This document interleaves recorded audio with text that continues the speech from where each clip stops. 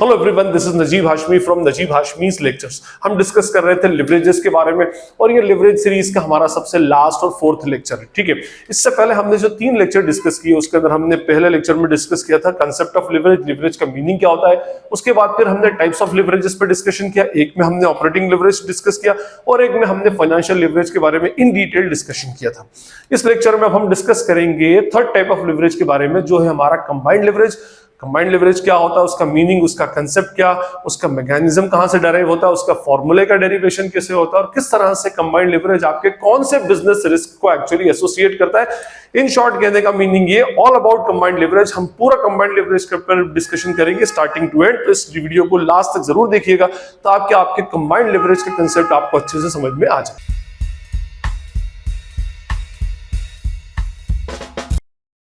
अगर आपने मेरे लिवरेज सीरीज के प्रीवियस वीडियोस देखे हैं तो मैंने जहां जहां पर टाइप्स ऑफ लिवरेजेस पर डिस्कशन किया तो हमेशा 2 लिवरेजेस के बारे में बात की, एक है ऑपरेटिंग लिवरेज और एक है फाइनेंशियल लिवरेज। और हमेशा मैंने आपको ऑपरेटिंग लिवरेज और फाइनेंशियल लिवरेज पर ही डिस्कशन किया।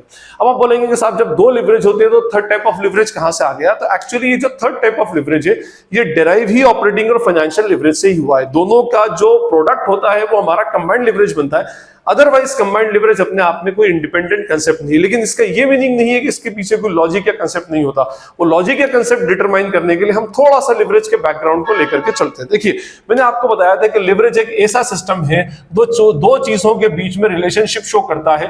किसी एक फेनोमेना के स्लाइट चेंज से दूसरे फेनोमेना के हेवी चेंजेस को एक्चुअली शो करता है।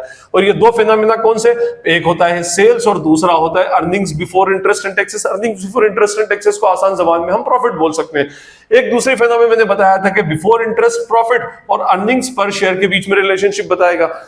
सेल्स का स्लाइड चेंज होगा तो ईबीआईटी का हेवी चेंज होगा। ऐसा नहीं होता कि सेल्स में 10% चेंज हो जाए तो ईबीआईटी के अंदर भी 10% का चेंज होगा, ऐसा नहीं होता। सेल्स में थोड़ा सा चेंज होगा 10% तो ईबीआईटी के अंदर मैनीफोल्ड टाइम्स चेंजेस आ जाते हैं, 20%, 30%, 40%, 50%, जैसा भी आपका लिवरेज होगा अकॉर्डिंगली उतना परसेंट उसके अंदर चेंज हो जाता है। तो सेल्स के स्लाइड चेंज से ईबीआईटी के अंदर चेंज आएगा। ये कंसेप्ट कौन सा था, ऑपरेटिंग लिवरेज। और ईबीआईटी में स्लाइड चेंज होने से ईपीएस के अंदर हेवी चेंज होता है। ये कंसेप्ट हमने पढ़ा था financial leverage.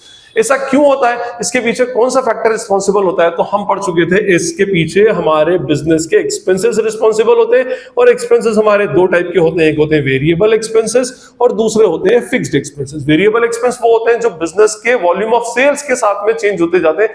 Volume of sales बढ़ा दीजिए, वेरिएबल एक्सपेंस बढ़ जाएंगे, वॉल्यूम ऑफ सेल्स कम कर दीजिए, वेरिएबल एक्सपेंसेस कम हो जाएंगे। तो वेरिएबल एक्सपेंस से कोई भी लिवरेज एक्चुअली क्रिएट नहीं होता। आप मेरे प्रीवियस वीडियो देख लीजिए, मैंने आपको ये इन डिटेल पूरा एक्सप्लेन किया है। हमारा जो लिवरेज का क्रिएशन होता है वो हमारे बिजनेस के फिक्स्ड एक्सपेंसेस से या फिक्स्ड कॉस्ट से होता है। और फिक्स्ड एक्सपेंसेस 2 टाइप की होते हैं, एक होता है ऑपरेटिंग फिक्स्ड एक्सपेंसेस और दूसरे होते हैं फाइनेंशियल फिक्स्ड एक्सपेंसेस। ठीक है, operating fixed expense just like factory rent, electricity bill, जो आपके बिजनेस के रेगुलर बिजनेस ऑपरेशन से रिलेटेड होते हैं। तो ये हमारे ऑपरेटिंग एक्सपेंस होते हैं जिससे हमारा ऑपरेटिंग लिवरेज क्रिएट होता है। और फाइनेंशियल फिक्स्ड एक्सपेंस कौन सा होता है, इंटरेस्ट, जिसको हम ब्याज बोलते हैं, इससे हमारा फाइनेंशियल लिवरेज क्रिएट होता है। और यहीं से इन दोनों का जो कॉम्बिनेशन है वो कहलाता है हमारा कंबाइंड लिवरेज। मींस दोनों का प्रोडक्ट OL into FL। और ऑपरेटिंग लिवरेज और फाइनेंशियल लिवरेज का प्रोडक्ट निकाल लीजिए तो आपका क्या बन जाएगा, कंबाइंड लिवरेज बन जाएगा। कंबाइंड लिवरेज के कंसेप्ट को हम बनाएंगे उसके फॉर्मूले से। तो मैं पहले इसके फॉर्मूले का डेरिवेशन करता हूं कि फॉर्मूला कैसे बनेगा। देखिए, हमने एक पढ़ा था इसके अंदर कंबाइंड लिवरेज का फॉर्मूला, ऑपरेटिंग लिवरेज का फॉर्मूला कंट्रीब्यूशन अपॉन ईबीआईटी, ये एक फॉर्मूला था।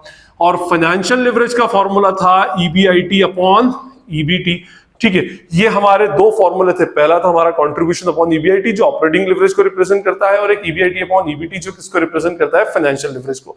तो मैंने क्या कहा कि combined leverage is the product of OL and FL। Operating leverage और फाइनेंशियल लिवरेज का क्या है, प्रोडक्ट है।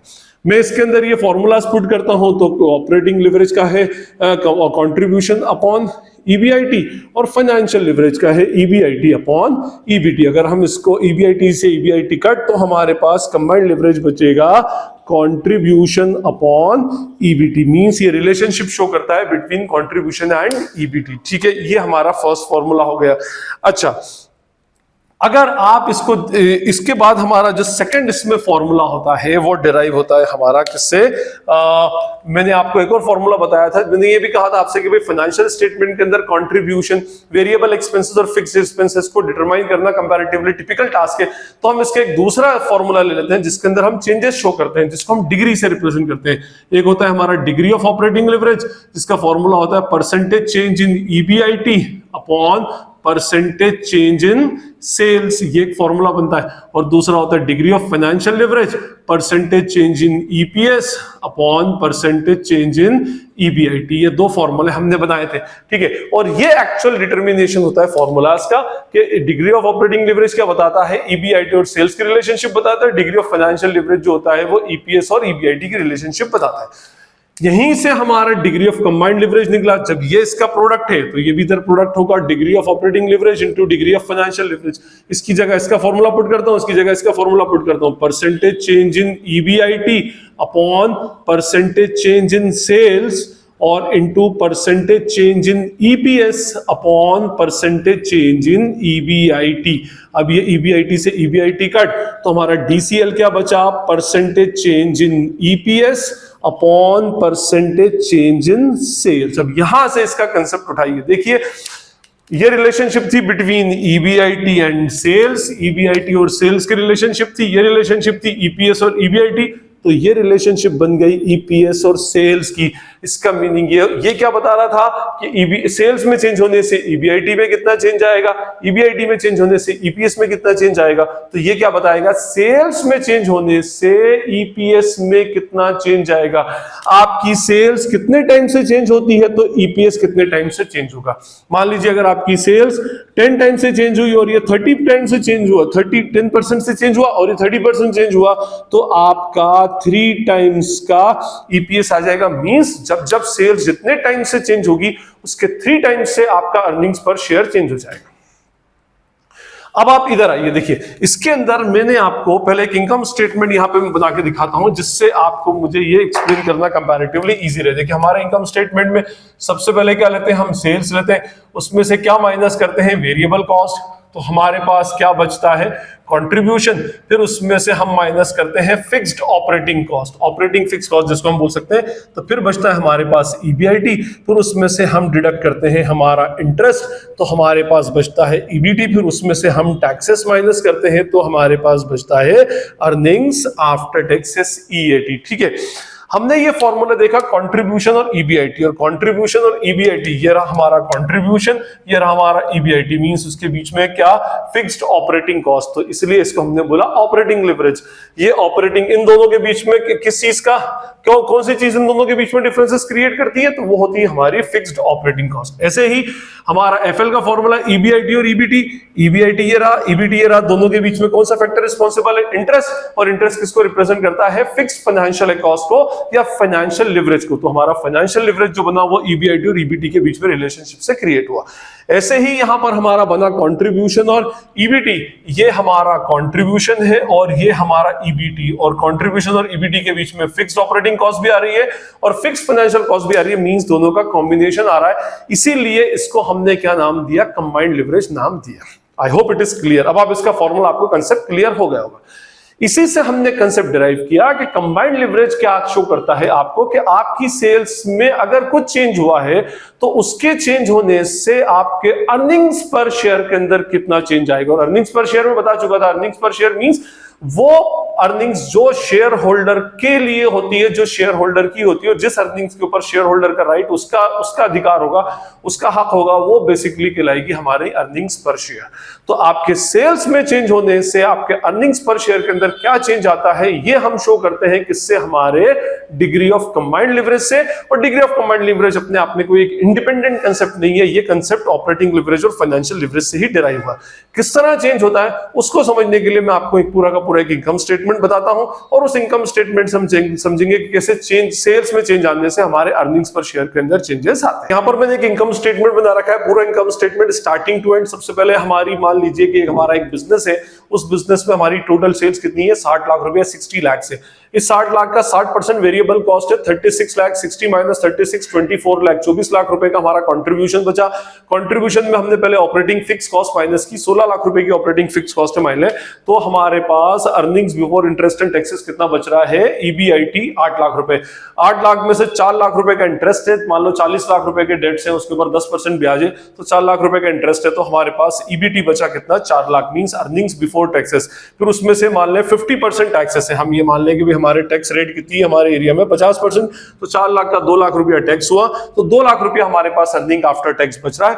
मान लीजिए कि हमारे number of equity shares let suppose कितने हैं 1 लाख रुपीस, तो हमारा अर्निंग्स पर शेयर कैसे आता है, जो हमारा अर्निंग्स आफ्टर टैक्सेस है वो प्रॉफिट जो शेयर होल्डर्स के लिए अवेलेबल है उसको नंबर ऑफ शेयर से डिवाइड कर दें, 2 lakh upon 1 lakh is equals to ₹2। 2 lakh रुपए हमारा क्या आ गया, अर्निंग्स पर शेयर। अब मान लीजिए कि हम यहां से अच्छा, अब फिर उसके अंदर अगर मान लें कि मुझे कैलकुलेट करना है इसमें ऑपरेटिंग लिवरेज, तो देखिए ऑपरेटिंग लिवरेज कैलकुलेट करने के लिए मेरे पास फॉर्मूला है कंट्रीब्यूशन अपॉन ईबीआईटी। तो मैंने ऑपरेटिंग लिवरेज का फॉर्मूला लगाया कंट्रीब्यूशन अपॉन ईबीआईटी, तो मेरा कंट्रीब्यूशन कितना है यहां पर 24 लाख और ईबीआईटी है मेरा 8 लाख रुपए, तो मेरा ये ऑपरेटिंग लिवरेज आया कितना 3 टाइम्स। ठीक है, उसके बाद फाइनेंशियल लिवरेज का फॉर्मूला है मेरा ईबीआईटी अपॉन ईबीटी। ईबीआईटी कितना है मेरा 8 लाख और ईबीटी मेरा कितना है 4 लाख, तो ईबीआईटी अपॉन ईबीटी कितना हुआ 2 टाइम्स हुआ। और अगर मैं अपने कंबाइंड लिवरेज का फॉर्मूला लगाता हूं तो इसका एक फॉर्मूला तो OL इंटू एफएल होगा, तो 3 into 2 is equals to 6 times होना चाहिए। या फिर मैंने अभी एक फॉर्मूला बताया आपको कंट्रीब्यूशन अपॉन ईबीटी, तो कंट्रीब्यूशन मेरा है 24 लाख रुपए का और ईबीटी मेरी है 4 लाख रुपए की, तो 6 4 24, तो ये 6 टाइम्स इसका हो गया। तो चाहे आप ऐसे निकाल लें चाहे आप ऐसे निकाल लें, इसका मीनिंग ये होगा कि आपके सेल्स में 1 टाइम चेंज होने से आपके अर्निंग्स पर शेयर के अंदर 6 टाइम्स का चेंज होगा। इसको हम प्रूव करते हैं हमारे चेंजेस के शो करने से। मैं इसमें कुछ चेंजेस शो करता हूं। मान लीजिए मेरी सेल्स को मैंने डबल कर दिया, I am increasing my sales by 100%, तो 60 लाख से मेरी सेल्स डबल होकर कितनी हो जाएगी 1 करोड़ 20 लाख रुपए की मेरी सेल्स हो गई। वेरिएबल कॉस्ट 60% इसका, तो variable cost will become what 72 lakh, 72 lakh का वेरिएबल कॉस्ट हो जाएगा। तो इसके बाद मेरा बचेगा कितना 48 लाख रुपीस का मेरा ईबीआईटी बच जाएगा, सॉरी कंट्रीब्यूशन बच जाएगा। ऑपरेटिंग फिक्स कॉस्ट अब भी 16 लाख रुपए है, तो ये मेरी 16 लाख रुपए हो गई। अब यहां पर बचेगा मेरा कितना 32 लाख रुपए का मेरा ईबीआईटी, जिस पर मेरा इंटरेस्ट अब भी फिक्स है 4 लाख, ना तो ये चेंज हुआ ना ये चेंज हुआ, तो 32 में से 4 लाख माइनस करेंगे तो हमारे पास बचेगा 28 लाख रुपए का अर्निंग्स बिफोर टैक्सेस। अब इसके ऊपर 50% टैक्स 28 लाख पे लगेगा, जो कितना बनता है 14 लाख रुपए, 14 लाख। तो फाइनली मेरे पास earnings after tax shareholder को देने के लिए मेरे पास 14 लाख रुपए, मींस शेयर होल्डर के लिए 14 लाख रुपए का प्रॉफिट मेरे पास अवेलेबल है। नंबर ऑफ शेयर्स अब भी मान ले 1 लाख ही है, तो अब मेरा जो ईपीएस होगा वो 14 लाख डिवाइडेड बाय 1 लाख हो जाएगा, जो कितना होता है ₹14 रुपीस। ठीक है, यहां के हिसाब से मेरा ईपीएस 6 टाइम्स आ रहा था, मतलब सॉरी कंबाइंड लिवरेज मेरा 6 टाइम्स आ रहा था। अब मैं इसको इससे भी प्रूव करके एक बार देखता हूं। देखिए मेरे पास यहां पर फॉर्मूला है डिग्री ऑफ ऑपरेटिंग लिवरेज का। डिग्री ऑफ ऑपरेटिंग लिवरेज ये बताता है percentage change in EBIT upon percentage change in sales. अभी हम उसको छोड़ें, हम तो इसकी बात करते हैं degree of combined leverage. Degree of combined leverage का हमारा फॉर्मूला क्या होता है, percentage change in EPS upon percentage change in sales, जो भी हमने थोड़ी देर पहले डिस्कस किया था। हमें परसेंटेज चेंज इन सेल्स निकालो, तो परसेंटेज चेंज इन सेल्स तो मैं बोल ही चुका हूं कि मेरा परसेंटेज चेंज इन सेल्स कितना है 100% है। परसेंटेज चेंज इन ईपीएस निकालता हूं, 2 से मेरा 14 हो गया, मींस चेंज इन ईपीएस कितना हुआ 12 रुपए। 14 रुपए से 2 रुपए से 14 हो गया, तो 12 रुपए मेरा चेंज हुआ। परसेंटेज चेंज इन ईपीएस निकालने के लिए 12 रुपया जो चेंज है, और बेस कितना था मेरा 2 रुपया, और इंटू 100 इज इक्वल करेंगे तो ये कितना हो गया 600%, तो ये हो गया 600। Percentage change in EPS 600%, percentage change in sales 100%, इसको डिडक्ट किया तो हमारे पास बचा कितना 6 टाइम्स। और ये हमने प्रूफ कर ही दिया क्या कि हमारा सेल्स में अगर 100% चेंज होता है तो हमारे अर्निंग्स पर शेयर के अंदर 600% का चेंज आएगा। आपकी सेल्स अगर 1 टाइम से चेंज होती है तो आपका अर्निंग्स पर शेयर 6 टाइम से चेंज होगा। तो हमारा कंबाइंड लिवरेज जो होता है हमारे पूरी इनकम स्टेटमेंट के फिनोमिना के फर्स्ट एस्पेक्ट को और सबसे लास्ट एस्पेक्ट को बताता है कि सीधे सेल्स रेवेन्यू में चेंज होने से लास्ट में जो शेयर होल्डर का अर्निंग्स है उसके अंदर एक्चुअली कितना फोल्ड, मेनी फोल्ड टाइम्स में कितना परसेंट चेंज बेसिकली होगा, ये हम कांसेप्ट से डिराइव करते हैं हमारे कंबाइंड लिवरेज। तो कंबाइंड लिवरेज हमें यह बताएगा कि हमारे सेल्स में चेंज होने से हमारे ईपीएस के अंदर बेसिकली क्या चेंज होता है, और ईपीएस किसका होता है, अल्टीमेटली शेयर होल्डर का होता है। तो ये हमारा कंबाइंड लिवरेज का कंसेप्ट था। आई होप आपको कंबाइंड लिवरेज का कंसेप्ट पूरा का पूरा क्लियर हो गया होगा। स्टिल अगर आपको कोई क्वेरी या डाउट लगती है तो आप मुझसे कमेंट सेक्शन में पूछ सकते हैं। This is Najeeb Hashmi signing off from Najeeb Hashmi's lectures. Thank you.